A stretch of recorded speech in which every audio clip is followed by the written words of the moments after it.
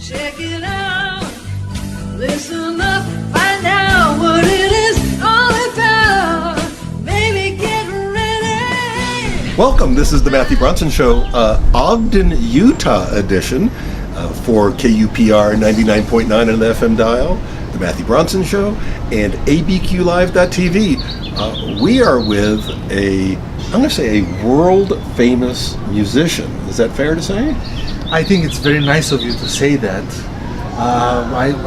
We're both in the world, and you're famous, and, so... I'm somewhat, some places famous, so it is fair to say it. Victor Uzur, is that correct? That is correct. Hi. Hi. Thanks for having me. Dobar dan. Dobar dan. Originally from Serbia. Yes. But you are Serbian-American. Yes. Been here for a long time. Yes. Decades. Over 2 decades, yes. That's 20 years if you were educated in America. And we'll call you a cellist. Yes. But you play other instruments. I do, but really my bread, what brings bread to home is cello, really. And but I do play some piano. I used to play guitar. I know how to play bass guitar, but I would, I'm a cellist. That is really my main instrument. Yes. Well, your main interest is the father of a 1.5-year-old. That is true. That is the new evolution of my interest. Yes. Would you be most known for the Viktor Uzur duo, or are there bigger credits? I think that probably for, especially in the United States, yes. It's the Viktor Uzur duo is the group that I have been on National Public Radio and on some PBS shows, and we've been around for a while and played in I think almost all states, but couple of the United States, yes. But the Viktor Uzur duo has toured the world. Yes, we've been also we've played in Montenegro.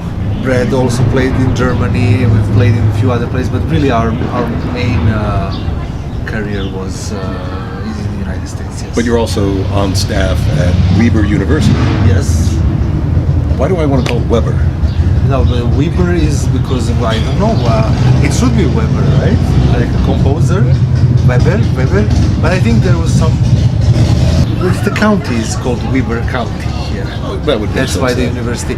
Why is it called Weber County? I forgot. I read about it, but there was one of the early settlers here whose last name was obviously Weber. Mm-hmm. But you started Weber. out as a child in Serbia, and at what age did you recognize you had musical interest, or was that family that said, "Oh, Victor, you should be a musician"?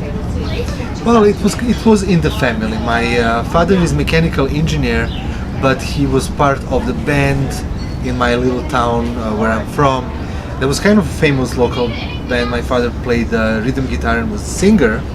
My uncle was a bass guitarist who is now a professional bass player and a professor of bass in Croatia. So they were in the same band. So I grew up with lots of different kinds of music, both classical and at that time the Beatles, Rolling Stones, and all the great bands. Yes. Right. So music was always part of my family, really. Yes. What about, did you inherit any of the singing ability? My voice is not so good. I do have, they say I have perfect pitch. Sometimes it's good pitch, sometimes not so great, but I can hear very well, I can match pitch, but my vocal color, yes, and ability, the depth and I don't warmth. think I have that I don't have a very strong gift, so I'm glad I'm not a singer. It would, I mean, it's kind of mediocre, it's okay. I guess it depends on the style of music you're singing. There are some people who sing for a living who are not known for their voice. It's kind of, sometimes the poorer quality is attractive to some people. Yeah, well, like if you think about Bob Dylan, right? Well, over the years, he got progressively worse to Right. what I will say is unlistenable.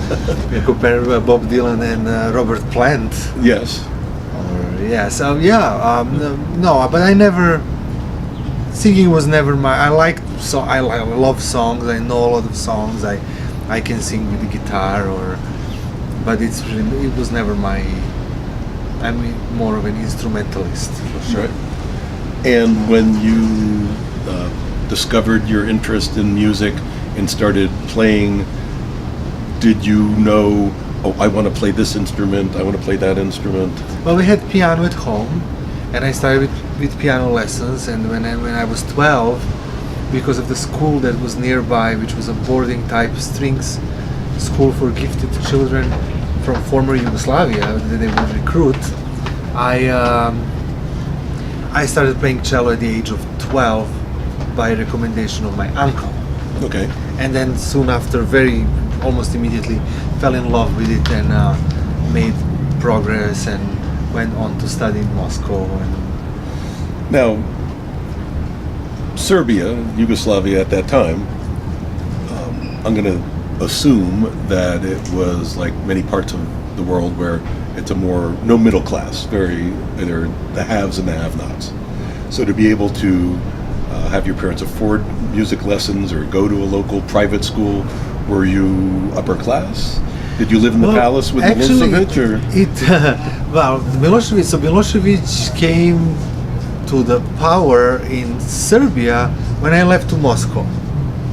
So, but before that, was the way Yugoslavia was. I would say that, on contrary, most of the class was about middle class. Okay. Really, from what I remember. So, and everything was public. The education was public. So that included also K through 12 public music schools that were apart from general public schools. So like, I don't know if it's true, but like on the TV shows Fame, where there was the School of Arts in Manhattan, it was kind of like that. Okay. Yeah, so they had music schools for that, and so that was available to take lessons from a piano teacher right there. I didn't have to hire, my family didn't have to hire a private instructor. But if your father was an engineer, he was probably doing He was doing all right. Yeah, my family was doing okay. Yes. Yeah. It was a good childhood. We could afford to go for a nice vacation every summer to The Black Sea? Adriatic coast. Okay. Dubrovnik and places like that. So it was. Those were good years actually. 80s. I feel like that was the, I would say, blossom of former Yugoslavia, where I believe culturally and musically, particularly musically, it really had great programs, brought great artists to Belgrade and big centers there. And then unfortunately, it still has a great cultural life, but I would say 80s were very good. Your mother was a mother. Or was she a working woman also? She was a working woman. She not in the U.S. sense of a working woman. She was your mother. She worked for most of her life in the library. She's a librarian. Okay.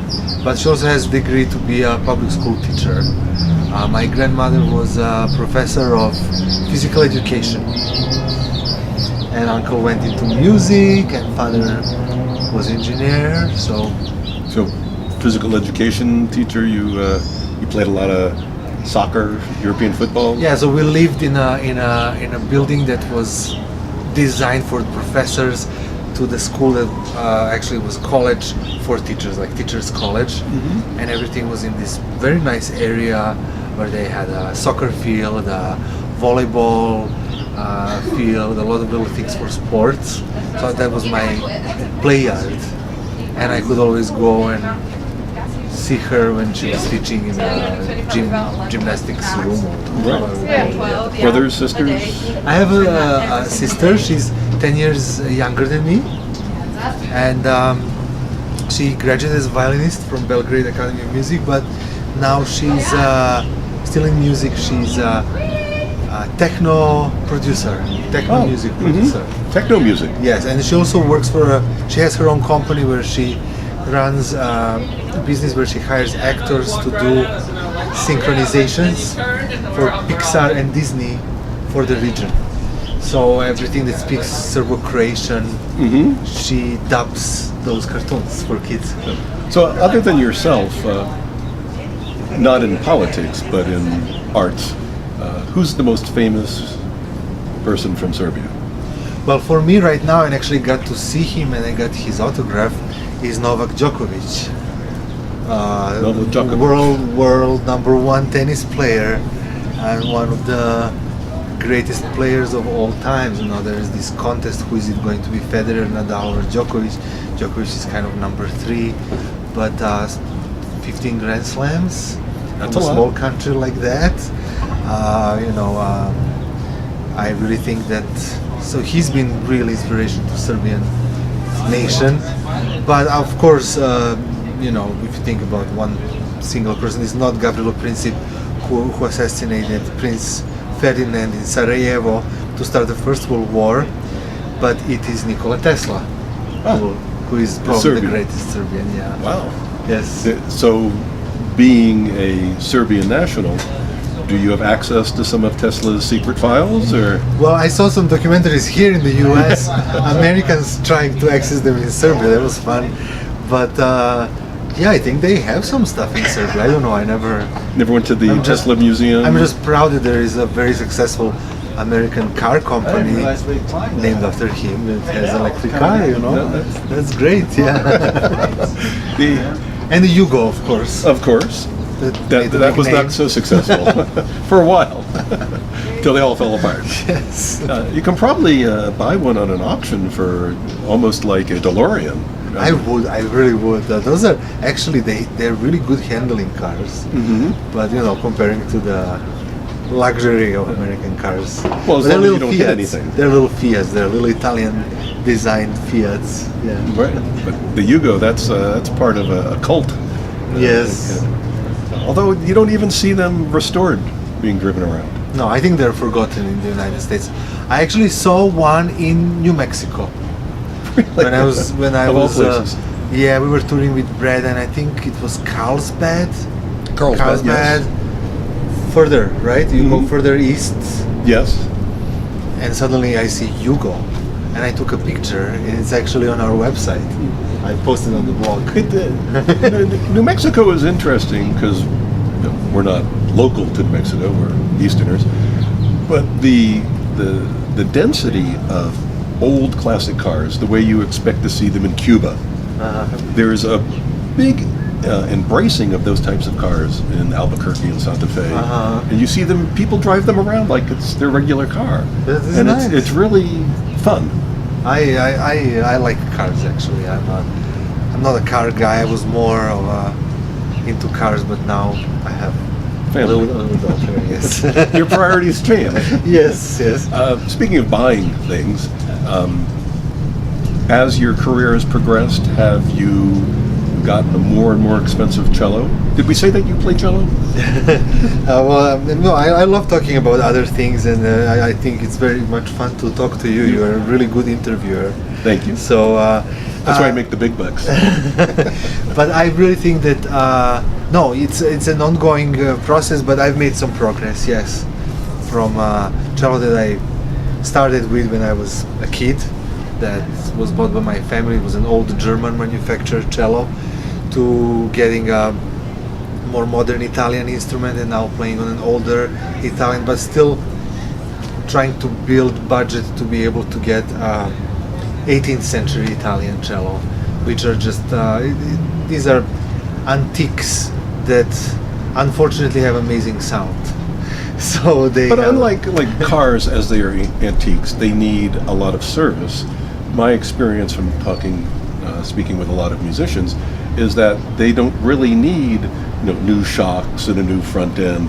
They maintain their quality. They do. The wood actually does, but you do have to maintain them. So there are such things as open seams, or making sure that, because there is a lot of tension on the both plates Oh, yes. of the both string instruments, especially, that the plates tend to start warping.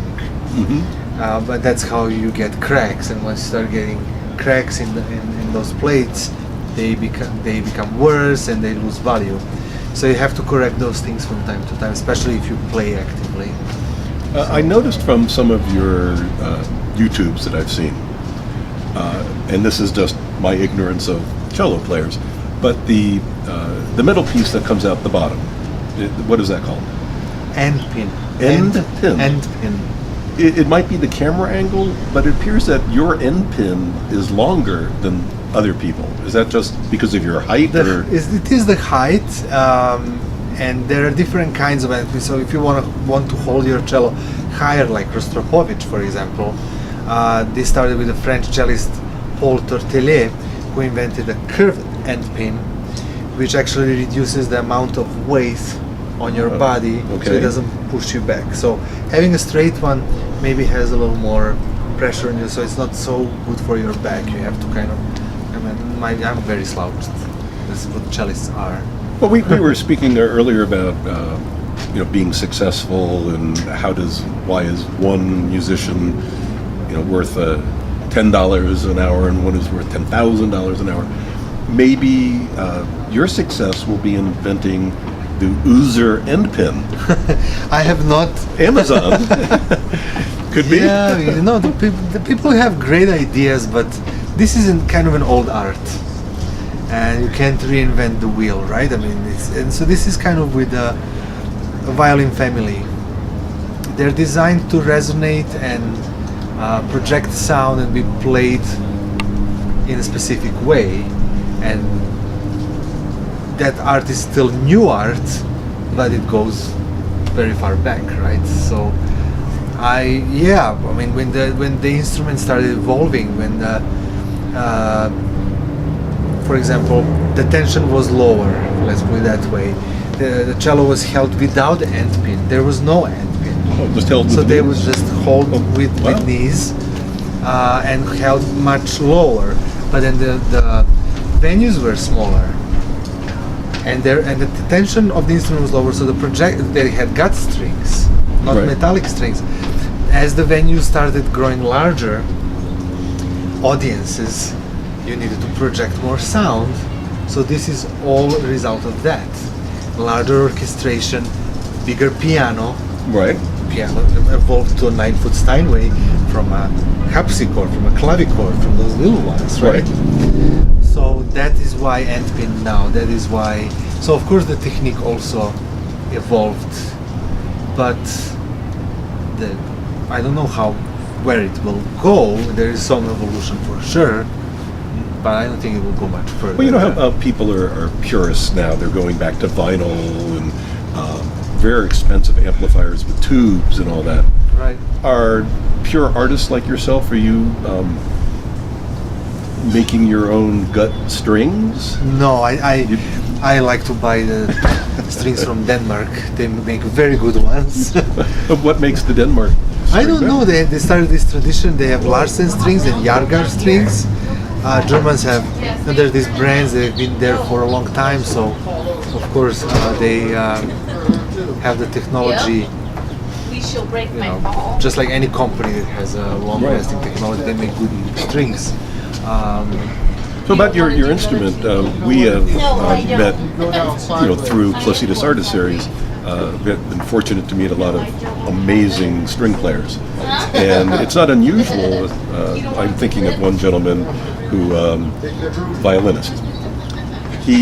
There was a patron of some quartet he was playing with, and it was $1 million violin. Mm-hmm. He had an offer to go to another quartet, but he had to give that violin up. Right. And that was a big decision. Mm-hmm. Do I want this violin, or do I want this opportunity? Yes. So do you have a name for your cello? Well, my cello was built by Eugenio Degani in Venice in around but you don't have a nickname for it. 1870. I don't have a nickname. I call it Degani. It's an old enough Italian instrument, but it's not the 18th century. There is a difference there. I don't know why, but there is this. I think that had to do a little bit with French Revolution and Napoleon and all the changes that impacted Italy. That they stopped for a while. They were not as good as Stradivarius. Around Stradivarius's time, which is early 18th century, that was like great era of violin making, really, and that's why there are these prices which Right. make them. But how much of that is marketing hype? You know, Stradivarius has the name. That's the name you pull out if you want it. It's really, when you see a Stradivari, and recently I had a chance to compare the two. One was $12 million, another one was $8 million, okay, in the shop. And both beautiful, and this one that is 12, the condition, the maintenance, because anybody who worked on it would appreciate the workmanship and the quality of it so much that they would do better job Maintain it. repairing it. Right. So yeah, it really does look amazing. Well, did one play $4 million better than the other? You compare the sound, and then there are nuances that are noticeable. So even between the two Stradivari violins, the one that was 12, it was not placebo effect, really.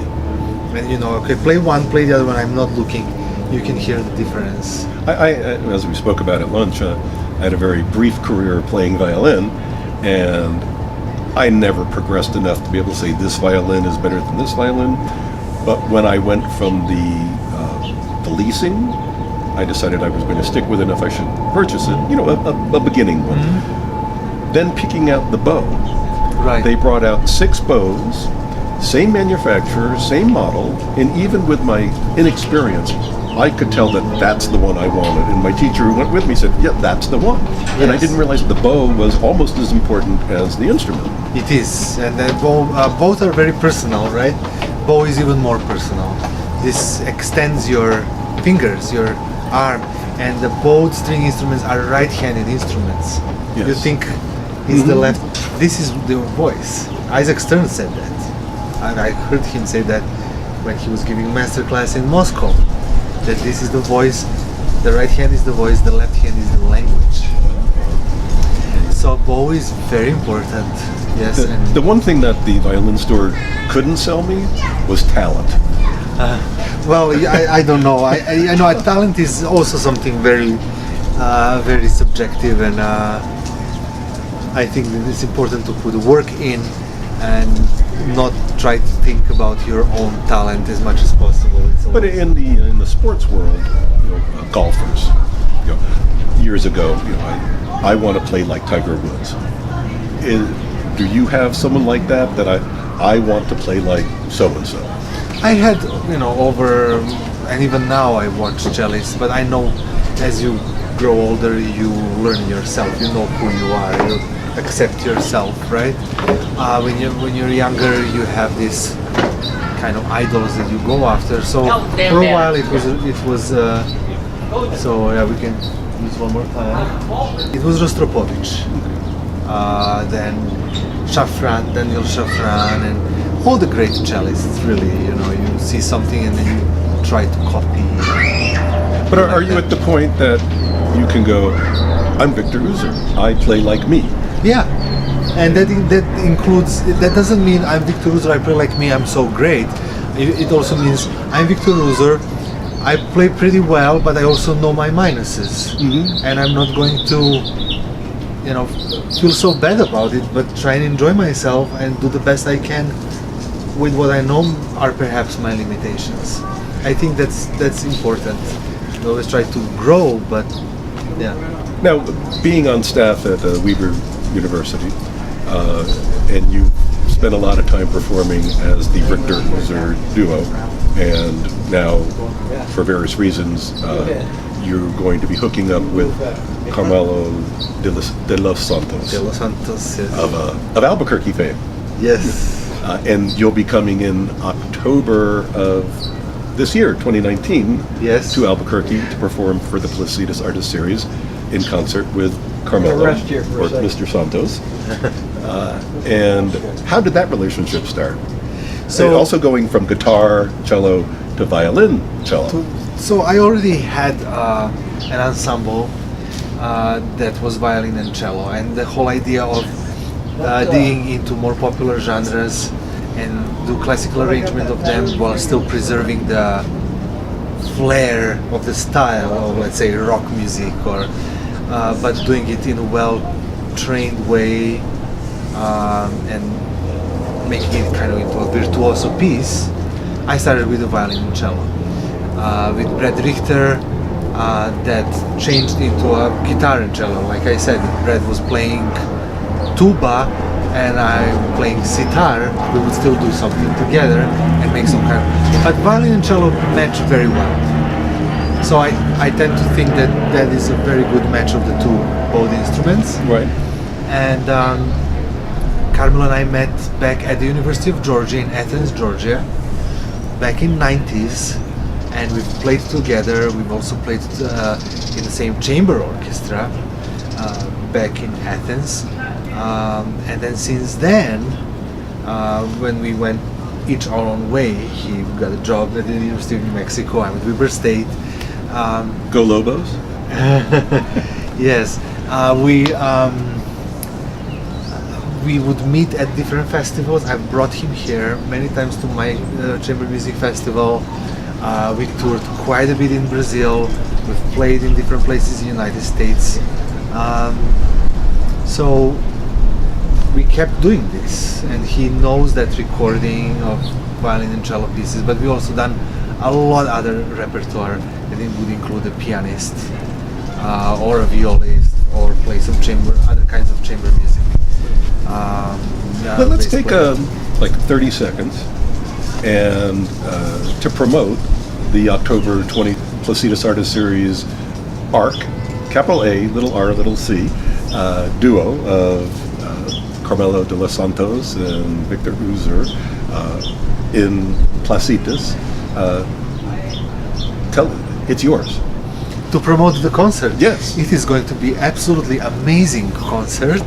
But what I think it's interesting about this is that it's not only, first of all, it's not just some violinists and some cellists that are playing a duo.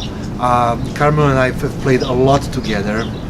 We've also recorded some things that have not been released, but they will be released soon.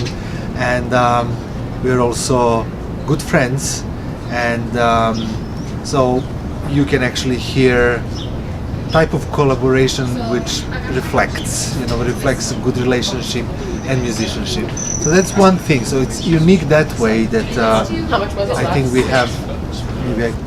And so it's also unique in a way where the type of music that we will play.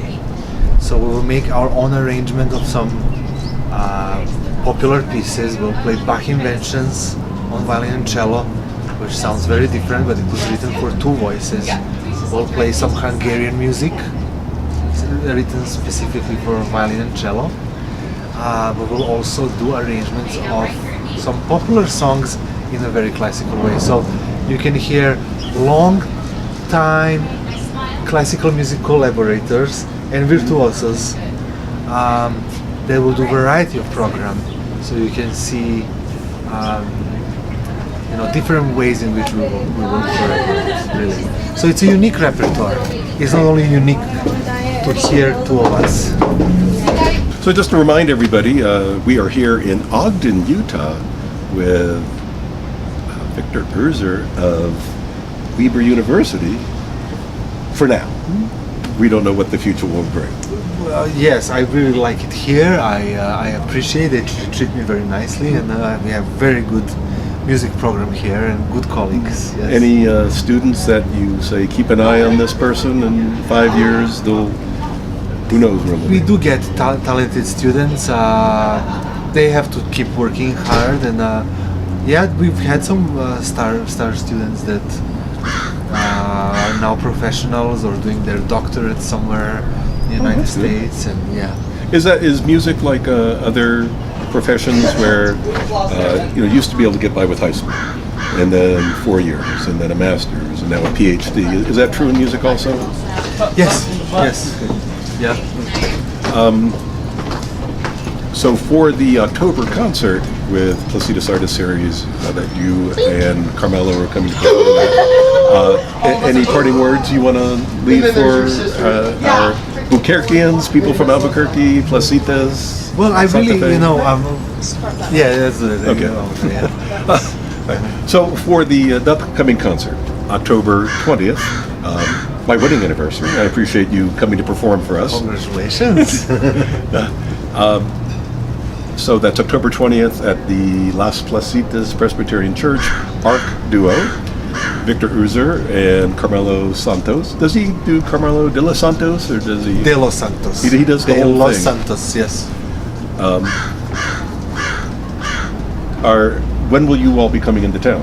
A few days So before? I will probably, the latest I will be there would be Friday, if not Thursday, so that we can do some rehearsing and We appreciate that. yes, and we want to really,